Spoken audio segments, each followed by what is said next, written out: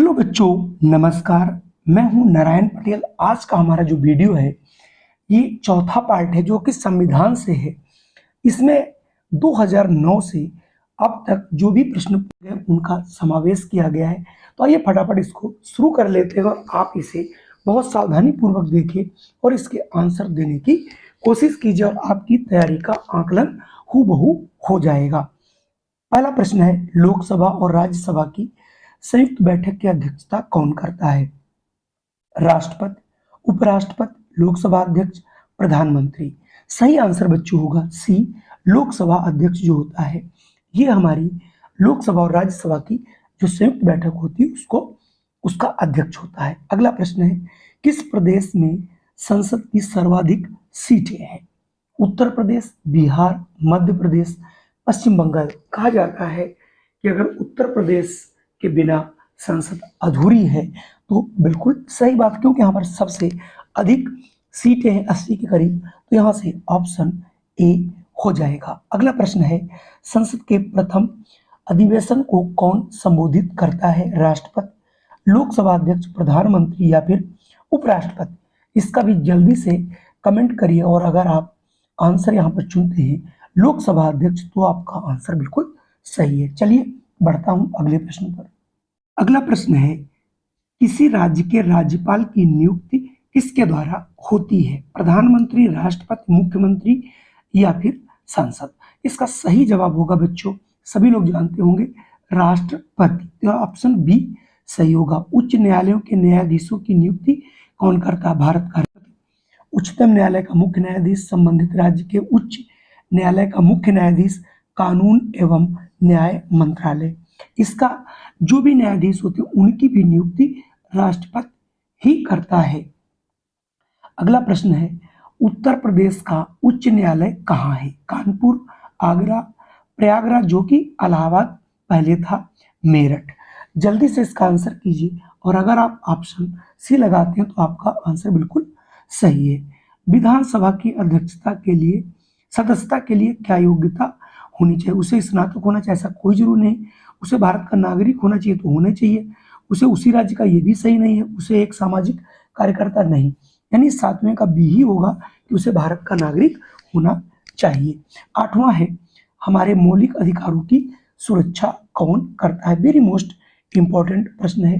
राष्ट्रपति, प्रधानमंत्री, उच्चतम न्यायालय या फिर लोकसभा। सही जवाब होगा उच्चतम न्यायालय। चलिए अब मैं बढ़ता हूं अगले प्रश्न पर। देखिए अगला प्रश्न आपके सामने, भारत के प्रथम उप प्रधानमंत्री कौन थे? सरदार वल्लभ भाई पटेल, मोरारजी देसाई, चौधरी देवीलाल या फिर लाल कृष्ण आडवाणी। तो इसका सही आंसर हो जाएगा बच्चों सरदार वल्लभ भाई पटेल, जो कि यही गृह मंत्री थे। भारत के किस राज्य में प्रथम महिला मुख्यमंत्री की नियुक्ति हुई थी? उत्तर प्रदेश, बिहार, गुजरात, असम। इसका जल्दी से जवाब दीजिए और सही आंसर होगा उत्तर प्रदेश। वही प्रश्न पहला जो पूछा गया था फिर यहाँ पर पूछा जा रहा, संसद के संयुक्त सदस्य बैठक की अध्यक्षता कौन करता है? राष्ट्रपति, उपराष्ट्रपति, सभापति या लोकसभा अध्यक्ष। सही आंसर होगा लोकसभा अध्यक्ष।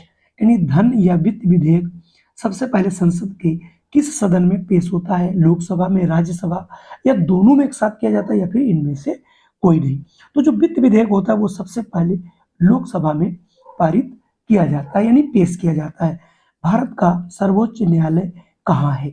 दिल्ली, नई दिल्ली या चेन्नई, मुंबई या फिर कोलकाता। ये तो सभी को मालूम होगा कि भारत का जो सर्वोच्च न्यायालय है वो दिल्ली में स्थित है, जो कि नई दिल्ली के नाम से जाना जाता है। अगला देखिए, भारतीय संसद बनती है यानी किस को मिला के बनती है? लोकसभा और राज्यसभा से, लोकसभा, राज्यसभा और राष्ट्रपति से या प्रधानमंत्री से। अक्सर बच्चे पहला ऑप्शन लगा देते हैं लोकसभा और राज्यसभा, उसमें राष्ट्रपति वर्ड और जोड़ना रहता है, तब जाके जो है संसद की जो है हमारी स्थापना होती है। नहीं, जो हमारी भारतीय संसद है लोकसभा, राज्यसभा और राष्ट्रपति के बिना नहीं होती। तो यहाँ पर राष्ट्रपति जो जुड़ा है ये आप लोगों को याद रखना है। अगला प्रश्न हमारा 15वां है, निम्नलिखित में से कौन सुमेलित नहीं है? बिक्री कर राज्य कर लेता, आयकर राज्य कर नहीं लेता। यही आपका सही होगा। एक्साइज ड्यूटी केंद्र सरकार चुंगी, म्यूनिसिपल कारपोरेशन, ये भी आपका बिल्कुल सही है। अगला प्रश्न है, 50 के नोट पर हस्ताक्षर कौन करता है? बच्चों, 2 रुपए से लेकर के जितनी भी करेंसी की है उस सब पर केवल और केवल जो गवर्नर भारतीय रिजर्व बैंक के होते हैं उन्हीं के हस्ताक्षर होते हैं, ये आपको याद रखना है। भारतवर्ष में प्रधानमंत्री की नियुक्ति कौन करता है? देखिए फिर वही प्रश्न आ गया, ये भी राष्ट्रपति ही करते हैं। राष्ट्रपति के रिक्त पद को भरना होता है, यानी अगर भारत में मान लो राष्ट्रपति नहीं है, असमय मृत्यु हो गई या फिर डिसमिस हो गए, तो कितने दिन में उनको भर लेना चाहिए? तो ये ऐसा प्रावधान किया गया, तो वो 6 महीने के अंतर्गत, 6 महीने के अंदर ही एक दूसरा राष्ट्रपति चुन लिया जाना चाहिए। अगला प्रश्न है, कोई धन विधेयक है या नहीं, इसका निर्णय कौन करता है? यानी धन विधेयक पर अंतिम मुहर कौन लगाता है?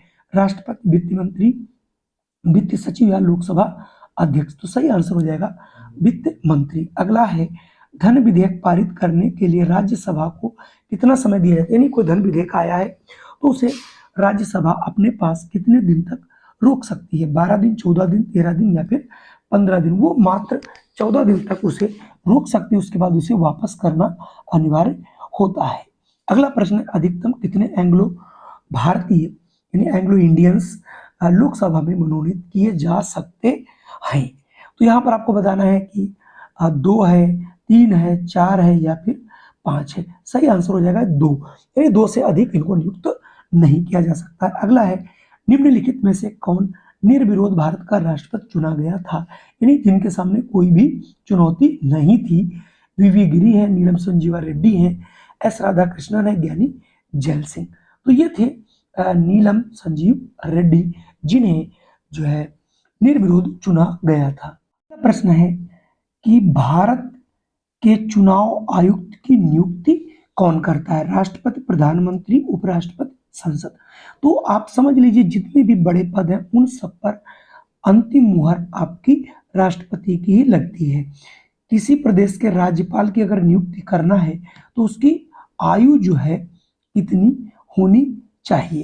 यानी इसके लिए मिनिमम आयु जो है निर्धारित कर दी गई है, वो है 35 वर्ष से अधिक, यानी 35 साल से कम का व्यक्ति राज्यपाल नहीं बन सकता और आगे की उम्र अभी तक कोई बाउंडेशन नहीं लगाया गया है। अगला प्रश्न 25 है, भारतीय सेना का सर्वोच्च अधिकारी कौन होता है? जो भारत की तीनों सेनाएं, जल, थल, नभ, इन सभी का जो अधिकारी होता है वो होता है सर्वोच्च अधिकारी या सेनापति, राष्ट्रपति। अगला प्रश्न है, उच्चतम न्यायालय के न्यायाधीशों की सेवानिवृत्ति यानी अवकाश ग्रहण आयु, यानी वो कितने साल में रिटायर होते हैं? 70, 75, 65 या फिर आगे कौन ऑप्शन है आपको देख के बताता हूँ। तो देखिए यहाँ पर आयु सीमा दी गई कि जो उच्चतम न्यायालय के न्यायाधीश हैं कब रिटायर हो सकते हैं?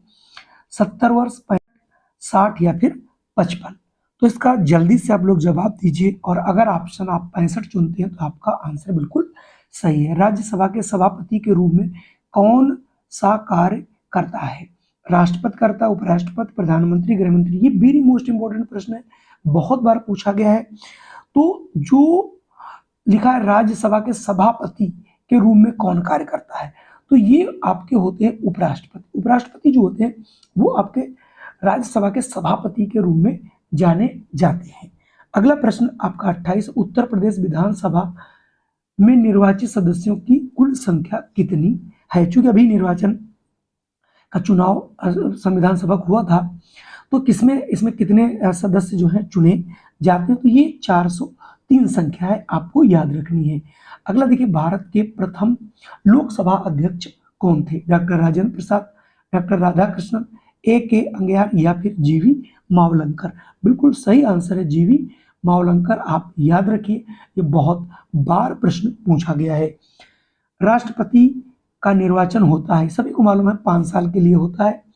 उत्तर प्रदेश के प्रथम राज्यपाल कौन था? यानी राज्यपाल कौन थे उनके बारे में, तो यहाँ के जो पहले राज्यपाल सरोजिनी नायडू जी थी, ये सभी को मालूम होना चाहिए। देखिए अगला प्रश्न है, सर्वोच्च न्यायालय के मुख्य न्यायाधीश की नियुक्ति कौन करता? फिर देखिए 2022 में वही प्रश्न पूछा गया, क्योंकि राष्ट्रपति करता तो आपको याद रखना है।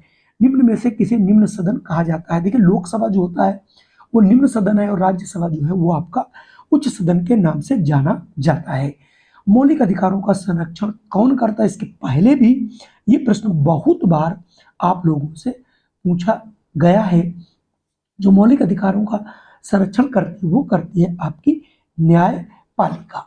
अगला प्रश्न आपके सामने 35वां और आज का अंतिम, निर्वाचन आयोग की स्थापना कब की गई थी? ये हुई थी 25 जनवरी 1950। तो कुल मिला के आज के ये हमारे 35 प्रश्न कैसे लगे? अगर वीडियो पसंद आया हो तो इसे लाइक कर दीजिएगा, चैनल पे पहली बार हो तो इसे सब्सक्राइब अवश्य कर लीजिएगा, बेल आइकन भी दबाइएगा जिससे हमारी वीडियो सबसे पहले आप तक पहुंच सके। जय हिंद, वंदे मातरम। फिर मिलता हूँ एक नई वीडियो में।